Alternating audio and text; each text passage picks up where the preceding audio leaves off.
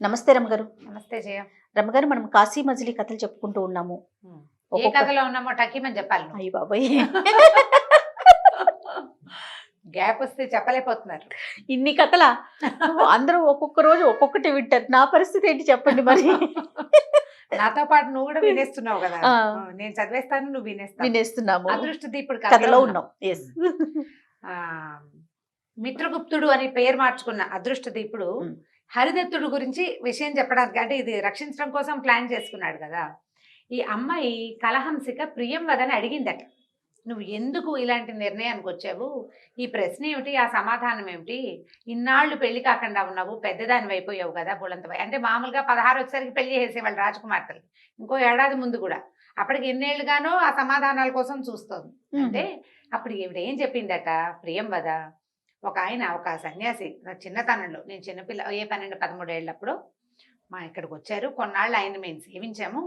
అప్పుడు మా నాన్నగారు అంటే రాజుగారు, రాజవాహనుడు అడిగాడనమాట సన్యాసిని, మా అమ్మాయికి మంచి వరుడు, ఎలాంటి వరుడు వస్తాడు ఏమిటి అని అడిగితే, అమ్మ నీకు వివాహం కావాలా అని అడిగాడు. చిన్నతనం తెలిసి తెలియక తలూపాను నేను. అయితే ఒక ప్రత్యేకమైన విషయం ఉందని ఆయన బాగా ఆలోచించి ఏం చెప్పాడంటే, ఈ ప్రశ్నలకి సమాధానం చెప్పిన వాడే ఈ అమ్మాయికి సరైన భర్త. అంటే ఆ ప్రశ్న ఆయన చెప్పింది, ఆయన చెప్పాడు. ఆయన ఏం చేశాడంటే, ఇలా రాజు ముందు చెప్పి ప్రశ్నలకు సమాధానం చెప్పిన వరుణ్ణే అమ్మాయికి చెయ్యి, అతనికి చక్రవర్తి లక్షణాలు ఉంటాయి అని చెప్పాడు. చెప్పి అమ్మాయికి చెవిలో రహస్యంగా బోధించాడు కొన్ని వాక్యాలు. అయితే గురువాజ్ఞ లేదు, చెవిలో బోధించిన విషయం అమ్మాయి ఎవరికి చెప్పద్దు అని చెప్పాడు ఆయన. ఎవరికైనా చెప్పచ్చు అంటే ఓపెన్ గా ఆయనే చెప్పేవాడు. చెవిలో ఎందుకు చెప్పాడు, ఎవరికి చెప్పకూడదు అనే కదా రహస్యం, సీక్రెట్ గా చెప్పాడు. ఆ సీక్రెట్ నేను అట్ట పెట్టుకున్నాను.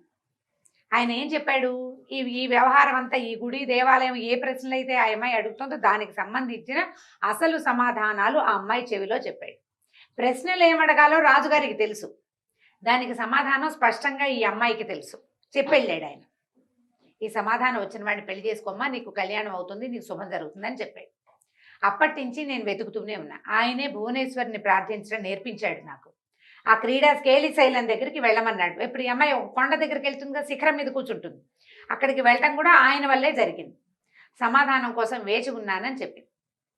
ఎప్పుడైతే ఇప్పుడు కలహంసకి ఏం చేసింది, ఇక్కడికి వచ్చింది, ఈ విషయం తెలుసుకున్నాకే ఈ సభకు వచ్చింది. సభకు వచ్చేసరికల్లా అక్కడ ప్రశ్నకి సమాధానం ఇవ్వడానికి హరిదత్తుడు ఉన్నాడని జనమంతా భావిస్తుంటే అతన్ని మిత్రగుప్తుడిగా కలహంసిక గుర్తుపట్టింది. ఎందుకంటే ఈ మిత్రగుప్తుడు అడిగాడు, అదృష్ట దీపుడు పక్కన ఉంటాను, ఆయన ఎందుకు నవ్వాడో సమాధానం చెప్పాను. వీళ్ళిద్దరికి కొంత ఫ్రెండ్షిప్ ఉంది, మాట్లాడుకున్నారు కదా 4 సార్లు. అయ్యో మీరెందుకున్నారండి ఇక్కడ అనేసరికల్లా జనాలు ఆశ్చర్యపోయారు. ఇతను హరిదత్తుడని వాళ్ళు, మిత్రగుప్తుడని ఈ అమ్మాయి. ఈ లోపల ఇతను సమాధానం రాశాడు. ఎట్లా సమాధానం రాశాడు, బొమ్మ వేసాడు. తను క్రీడాశైలం కొండ, మనం చెప్పుకున్నాం అదే కదా భాగంలో, కొండ బొమ్మ వేసాడు. ఆ మెట్లు ఎక్కడము, 3 అంతస్తుల్లో అమ్మవారి దేవాలయము, 5 ముఖాలు 10 చేతులతో ఉన్న అమ్మవారు, ఆ వెనకాల రాయబడ్డ శ్లోకము, ఇదంతా చెప్పాడు, రాసేసాడు. రాసేసరికల్లా అమ్మాయి అమ్మో సమాధానం దొరికేసిందని పరిగెత్తుకుంటూ వెళ్ళింది అక్కడ యువరాణికి చూపించడానికి. సమాధానం వచ్చింది కదా. ఇక అమ్మాయి అమందానంద కందలతో హృదయారుంద్రాలైపోయింది. ఆ యోగి ఏదైతే బోధించాడో అది ఈ బొమ్మలో ఉంది. ఆయన చెప్పాడు, క్రీడాశైలంలో ఒక ప్రత్యేకమైన స్థలంలో అదృశ్యంగా అమ్మవారి దేవాలయం ఉందని, భువనేశ్వరి మాతది, అది ఇన్ని 3 అంతస్తులు ఉంటుందని, కింద ఒక వేరే భయంకర రూపంతో ఉన్న ఒక అమ్మవారు ఉంటుంది, తర్వాత అన్ని వజ్రాలు ఉంటాయి, నవరత్నాలు తాపిన మెట్లుంటాయి, పైకి కిందకి వెళ్ళాలి, అక్కడ 5 ముఖాలు 10 చేతులతోటి అమ్మవారు, ఆవిడ ముఖాల రంగులు ఇవి. అక్కడ వెనకాల ఈ శ్లోకం రాసుంటుంది, ఈ పద్యం రాసుంటుంది. సమాధానం వచ్చేసిందిగా. ఈవిడ ఆనందం పట్టలేకపోయింది. అతన్నే నేను వివాహం చేసుకుంటాను అని చెప్పేసి ఒక దండ ఇచ్చి పంపించేసి, ఆ దండ పుచ్చుకొచ్చే మిత్రగుప్తుడని తెలుసుకుందనమాట ఈవిడ. దండ ముందు సమాధానం వెళ్ళిపోయింది, వెళ్ళాక దండ పుచ్చుకుని పరిగెత్తుకొచ్చి మిత్రగుప్తుడని తెలుసుకుంది. హరిదత్తుడా మిత్రగుప్తుడా అనేది ఇక్కడ తేళ్ళ. సరే, ఎవరైనా సరే సమాధానం చెప్పిన వాడే రాజకుమార్తెకి భర్త. అయితే ఇతనేమనుకున్నాడు, అసలు నేను ఈ సమాధానం తెచ్చింది ఎవరి కోసం, హరిదత్తుడి కోసం. హరిదత్తుడు ప్రేమించాడు రాజకుమార్తెని, నేను అతన్ని రక్షించడానికి, వాడు నాలాగా ఉన్నాడు, నా తమ్ముడేమోనన్న ఉద్దేశంతో ఈ ప్రయత్నం చేశారు. కానీ సడన్ గా నన్ను పెళ్లి చేసుకోమంటున్నారు వీడు, కాబట్టి ఇది కాదనుకున్నాడు. కాదనుకుని ఏమన్నాడు, నేను ఇప్పుడు రాజకుమార్తెని కలవను, అంతఃపురానికి రాను, కొద్దిగా నేను చక్కబెట్టవలసిన కార్యక్రమాలు ఉన్నాయి, నన్ను మా బసకి పంపించేసేయండి అన్నాడు. రాజుగారు ఒప్పుకున్నాడు. మరి కాబోయే అల్లుడు, పైగా ఇంత గొప్ప సమాధానం చెప్పిన వీరవరుడు. అందుకని ఏం చేశారు, ఆయనకు బండి ఇచ్చి బసకు పంపించారు. వెళ్ళి ఏం చేశాడంటే అదృష్టదీపుడు బలభద్రుడిని పిలిచాడు, తన ఫ్రెండ్ని. చాలా చిక్కుల్లో చిక్కుకున్నాము, హరిదత్తుడు పారిపోయాట, వీళ్ళంతా నన్నే హరిదత్తుడు అనుకుంటున్నారు, హరిదత్తుడి కోసం ఇంత ప్రయత్నము చేస్తే వీళ్ళు నన్ను పెళ్లి చేసుకునేలాగా ఉన్నారు, ఒక పని చేద్దాం, నువ్వు నేను చెరో పక్కన వెతుకుదాం. వాళ్ళు కొంచెం సమయం ఇచ్చా, ఇప్పుడే పెళ్లి కాదని చెప్పొచ్చాను, నాకు వేరే పని ఉంది, నన్ను అక్కడ దింపేసేయండి, ఇప్పుడు కలవలేను, ఏదో వ్రతం ఉందని బొంకాను, మనం వచ్చేసాం, మన ఇద్దరం చెరో పక్కన వెతుకుదాం, ఆ హరిదత్తుడు ఎక్కడున్నాడో పట్టుకోవాలి.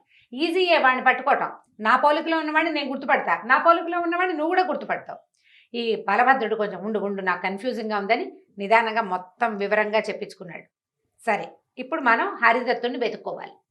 వీళ్ళ దారిని వీళ్ళు, వాళ్ళ దారిని వాళ్ళు. ఇతనంటే అదృష్టదీపుడు, బలభద్రుడు ఇద్దరు చెరో పక్కకి వెతకడానికి బయలుదేరారు. హరిదత్తుడిని వెతుక్కోవాలి, ఎందుకంటే వాడే ఈ కారాగారం నుంచి తప్పించుకున్నాడు. అవును. సరే, ఇంతకీ ఏమైంది, బలభద్రుడు తిరుగుతూ తిరుగుతూ ఎక్కడికి చేరాడు, మొట్టమొదట ధర్మపురంలో వీళ్ళు చేరారు కదా, ఒక ఊరు కాంతిమతి వాళ్ళ ఊరు, అక్కడికి వెళ్ళాడు బలభద్రుడు.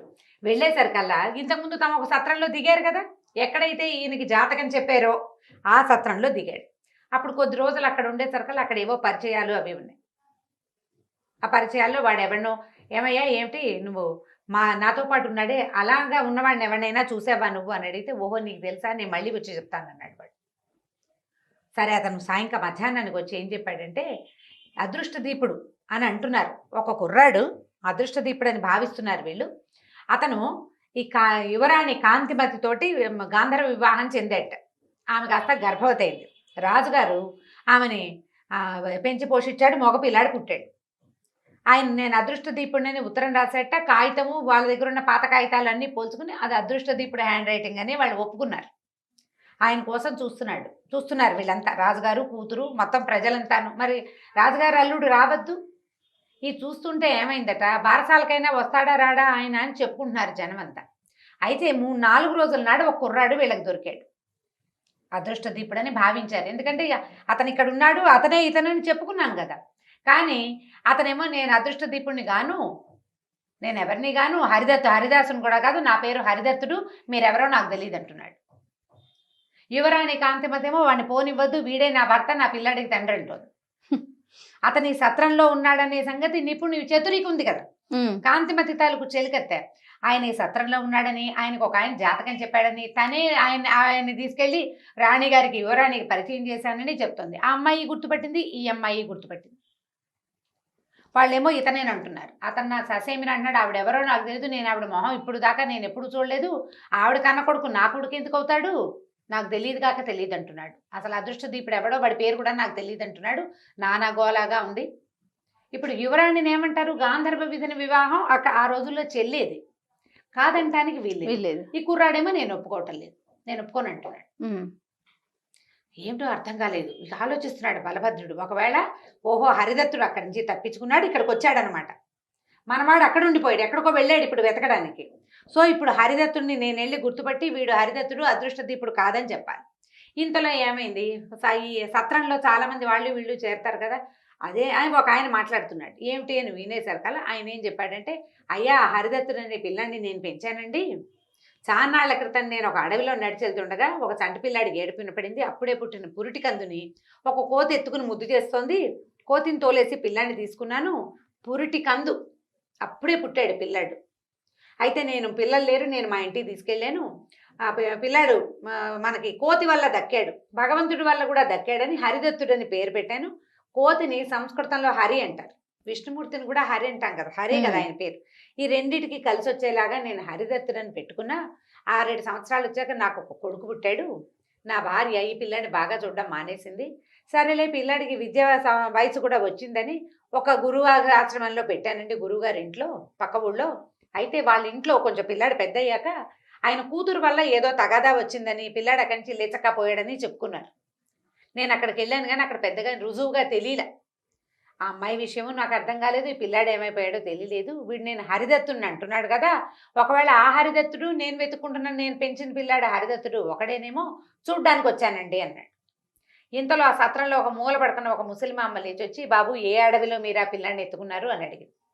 జనం అంతా అడిగారు నీకెలా తెలుసు నీకెలా తెలుసు అంటే అప్పుడు ఈవిడ ఏం చెప్పిందంటే ధర్మపాలుడు అనే రాజుగారు మాళవ దేశపు రాజు, నేను ఆయన భార్య అయిన సునందాదేవి నిండు గర్భిణి, నేను ఆవిడకి దాదిగా ఆవిడ వెనకాల పారిపోయాను. 3 ఏళ్ల పిల్లాడున్నాడు రాజుకి, ఆ 3 ఏళ్ల పిల్లాడిని నింబవతి అని ఒక దాసికి అప్పచెప్పాము. నింబవతి నేను తప్పిపోయాం, పిల్లాడు నింబవతితో ఉండిపోయాడు, నేనేమో రాణిగారితో ఉన్నా. ఆవిడ కొన్ని గంటల తర్వాత అక్కడ కన్నది పిల్లవాడు పుట్టాడు, చక్కటి పిల్లాడు. అయితే పిల్లాడిని తల్లి పక్కన పడుకోబెట్టి నీళ్లు తేవడానికి వెళ్ళాను. నేను తిరిగి వచ్చేసరికల్లా రాణి లేదు, పిల్లాడు లేడు. నేను వెళ్తుంటే నాకు ఒక బ్రాహ్మడు ఎదురయ్యాడు. ఆయన కానీ పిల్లాడిని ఎత్తుకెళ్ళాడా అనేది తెలియలా. నేను ఆ రోజు నుంచి రాణి కోసం వెతుక్కుంటూనే ఉన్నాను. ఆ నింబవతి ఏమైందో, పెద్ద పిల్లాడు ఏమయ్యాడో తెలియదండి. అక్కడ ఎక్కడి నుంచో పడి ఈ ఊళ్ళల్లో తిరుగుతున్నానని గోలు గోలుమని ఏడ్చింది. ఆ పిల్లాడు ఒకవేళ మా రాజు కొడుకేమో. నీకేమో కోతి దగ్గర దొరికాడు అంటున్నావు. మేము ఆ రాణి కాన్ పైన అడవిలో చాలా కోతులు ఉన్నాయి. ఆ రోజు నేను బ్రాహ్మణ్ణి చూశాను. ఈ రెండింటినీ కలుపుకుంటే ఆ పిల్లాడు మా రాణి గారి పిల్లాడేనని అనిపిస్తోంది అని అడిగింది. అడిగేసరికల్లా ఈ బలభద్రుడికి ముందు కథ అంతా తెలుసుకుని ఉన్నాడు కదా, వెలిగింది. ఒకవేళ వీడు వాడే అయ్యి ఉంటాడు, ఈ ముసలమ్మ ఆవిడే అయ్యి ఉంటుంది. ఏమన్నాడు వెంటనే, ఈ పిల్లాడు ఆ పిల్లాడేనండి, మీరు కంగారు పడకండి, నేను తిరిగి వచ్చేదాకా మీరు ఇక్కడే ఉండండి. ఆ రత్నావతి ఏడుస్తుంది, అదా ముసలి దాది ఏడుస్తుంటే, నువ్వు ఏడవద్దమ్మా, మీ రాజుగారి పెద్ద అబ్బాయి స్నేహితుడిని నేను. పెద్ద అబ్బాయి చాలా గొప్పవాడు అయ్యాడు, చక్రవర్తి అయిపోతాడు, ఈ ఊళ్ళని తిరుగుతున్నాడు, తమ్ముడిని రక్షిస్తాడు, ఆ అబ్బాయిని అక్కడి నుంచి రక్షించే పూచి నాది అని చెప్పి. ఈ లోపల ఈ బలభై ఇంతకుముందు అదృష్ట దీపుడితో వచ్చిన వాడు సత్రంలోకి వచ్చాడని తెలుసుకున్న చతురికి పరిగెత్తుకొచ్చింది. బాగున్నావా అంటే బాగున్నావా అనుకున్నారు. ఏమిటయ్యా మీ వాడు భలేవాడు, అప్పుడేమో 4 నెలలు యువరాణి వెనకాలే తిరిగాడు, ఇప్పుడు అసలు నేను పట్టనంటాడు, ఆవిడెవరో తెలియదు అంటాడంటే, ఇలా మనుషులను పోలిన మనుషులు ఉంటారమ్మా, పద నన్ను అక్కడికి తీసుకెళ్ళి అన్నాడు.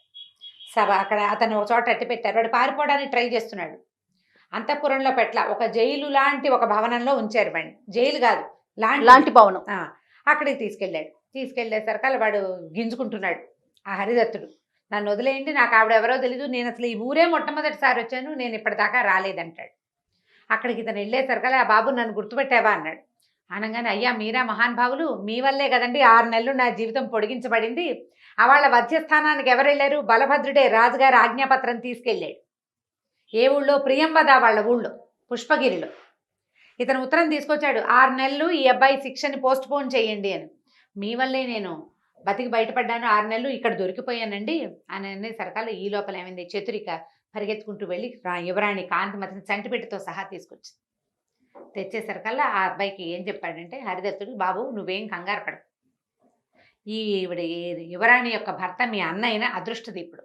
అన్న నాకెక్కడన్నండి, నన్ను పెంచుకున్న వాళ్ళకి నా తర్వాత పిల్లలు పుట్టారు, నేనెవరో కూడా నాకు తెలియదు అన్నాడు. మాకు తెలుసు, నీకు అదృష్టదీపుడు మీ అన్నయ్య, అతనే ఈ కాంతిమతి భర్త, నిన్ను వెతుక్కుంటూ వస్తున్నాడు. నీకు 6 నెలలు జీవితాన్ని ఇచ్చింది నేను కాదు, ఆ కాగితం తెచ్చాను, నీకు ఆ జీవితాన్ని ఇచ్చిన వాడు నీ సొంత అన్నయ్యే, నేను చెప్తాను కదా అన్నాడు. కాంతిమతి పిల్లాన్ని ఎత్తుకొచ్చింది. ఇతన్ని చూసి ఏడు మొహం పెట్టేసరికల్లా అతను అన్నాడు, అమ్మా పిల్లాన్ని నా చేతికి సరిగ్గా పరిశీలించు, ఇతను అదృష్టదీపుడు అంటావా అన్నాడు. బలభద్రుడు కూడా పొరపాటు పడుతున్నాడు అసలు, ఎందుకంటే డిట్టో ప్రింట్ లాగా ఉన్నారు, కాకపోతే కొంత పసితనం, కొంత చిన్నతనం తెలుస్తోంది. చిన్నతనం నుంచి అదృష్టదీపుడితో కలిసి పెరిగాడు బలభద్రుడు. అతనే ఒక గ్లాన్స్ లో పొరపాటు పడేలాగా ఉన్నాడు ఆ అబ్బాయి. అక్కడి నుంచి దగ్గర నుంచి చూడమ్మా, ఇతను నీ భర్త కాదు, నీ మరిది, 3 సంవత్సరాలు చిన్నవాడు అతనికంటే, మేము కూడా ఇప్పుడే తెలుసుకున్నాము, జాగ్రత్తగా చూడమంటే. ఇప్పుడు సన్నిహితంగా మెలిగిన స్త్రీలకి మగవాళ్ళల్లో ఉన్న చిన్న చిన్న తేడాలు తెలుస్తాయి. ఆమె బాగా దగ్గర నుంచి చూసి మొహము అవన్నీ చిన్న మార్పులు ఉన్నట్టు తెలుసుకుంది. అవునండి ఈయన ఆయన కాదని. గబుక్కుని చూస్తే అతనే అనిపిస్తున్నాడు. బాగా పరిశీలించి కాదేమో నన్ను పరిశీలిస్తే కాదని తెలుస్తుంది అనమాట. అక్కడి నుంచి నువ్వేం కంగారు పడద్దు, ఈ ఏర్పాట్లన్నీ జరుగుతున్నాయి, ఆయన వచ్చి త్వరలోనే నిన్ను వివాహం చేసుకుంటాడు, నీ కొడుక్కి బారసాలు చేస్తాడు, ఏం భయంగలేదమ్మా, నువ్వు స్థిమితంగా ఉండని చెప్పి రాజుగారికి చెప్పాడు. అదృష్టదీపుడు తమ్ముడు ఇతను, మేము ఇప్పుడు పుష్పగిరి వెళ్ళాలి, అక్కడ చాలా పెద్ద గొడవగా ఉంది అని చెప్పి ఈ కుర్రాన్ని తీసుకుని హరిదత్తుడిని తీసుకుని బలభద్రుడు మళ్ళీ వెనక్కి పుష్పగిరికి వెళ్ళాడు. ఎక్కడ? ఈ భువనేశ్వరి మాతను గురించి చెప్పాడు కదా, ఆ పుష్పగిరి నగరం. ఎందుకంటే అక్కడ పెళ్ళి అవ్వాలి, వాళ్ళు అదృష్టదీపుడికి ఇచ్చి పెళ్లి చేసేసేలాగా ఉన్నారు. పెళ్లి చేయాల్సింది ఇతనితోటి, హరిదత్తుడితోటి. కుర్రాన్ని తీసుకుని వెనక్కి వెళ్ళాడు. వెళ్ళి తమ ఏ సత్రంలో దిగారో ఆ సత్రంలో దిగారు.